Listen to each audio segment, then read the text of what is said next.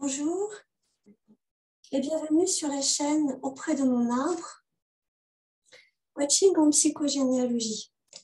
Aujourd'hui, j'avais envie de vous parler d'un livre écrit par Camille de Toledo et qui s'appelle Thésée, sa vie nouvelle.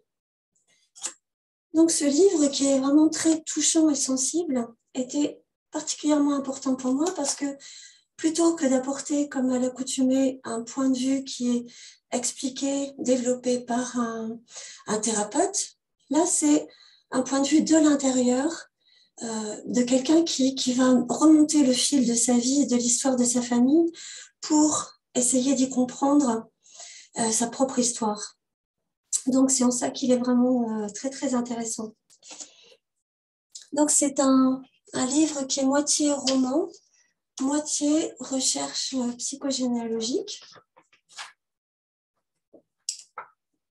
Et donc, tout commence avec cette génération-là. Donc, Camille de Toledo, que j'ai représenté ici, c'est son nom de plume, bien sûr, a un frère qui a 3 ans de plus que lui, qui s'appelle Jérôme, et qui va se suicider le 1er mars 2005. Donc, comme à chaque fois que ce genre de drame se produit, c'est bien sûr quelque chose qui impacte énormément la famille, et notamment la mère des 2 garçons va être extrêmement tourmentée par cette histoire. Et quelques mois plus tard, elle va décéder à son tour d'une rupture d'anévrisme le 26 janvier de l'année d'après. Cette date est importante parce que cette date, c'est également la date de l'anniversaire de la naissance de Jérôme, le fils suicidé, qui était né un 26 janvier. Donc là, déjà à ce moment-là, Camille de Toledo peut faire une relation entre les 2 dates. Et donc, il est interpellé par cette correspondance de dates. Encore un peu plus tard, donc, le père va tomber malade et finit également par décéder. Et donc, en 5 ans, donc, toutes les personnes de cette famille vont décéder, sauf Camille de Toledo, qui reste donc seul survivant. Et donc, avec cette succession de drames, de morts brutales, il est évidemment très impacté et il va déménager en Allemagne pour essayer de fuir ces drames.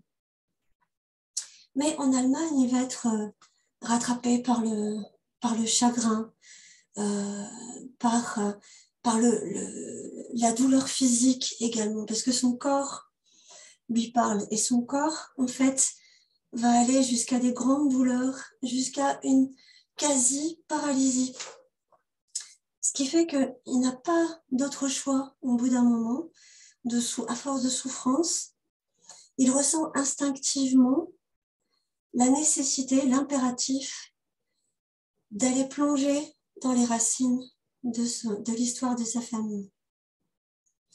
Et donc, il va sortir les cartons qu'il a emportés en Allemagne avec des photos, des récits. Il va construire son arbre. Et là, il va trouver le récit, l'un des récits qui a été écrit par son arrière-grand-père, qu'il appelle Talmaï dans le roman. Et voilà, Talmaï est marié, il a des enfants, et il écrit beaucoup sur ce fils-là qui s'appelle Oved, et qui est un petit garçon qui est très curieux, très plein de vie. Et il est fasciné par cet enfant. Malheureusement, Oved va mourir en quelques jours d'une maladie à l'âge de 11 ans. Et Talmaï est vraiment extrêmement fragilisé par ce décès-là, d'autant qu'il avait perdu, à la guerre 14-18, son frère aîné lui aussi, comme Camille de Toledo d'ailleurs. Il avait perdu son frère aîné à la guerre de 14-18 en 1918. Donc la perte de son frère l'avait déjà beaucoup fragilisé, puis la perte de son fils.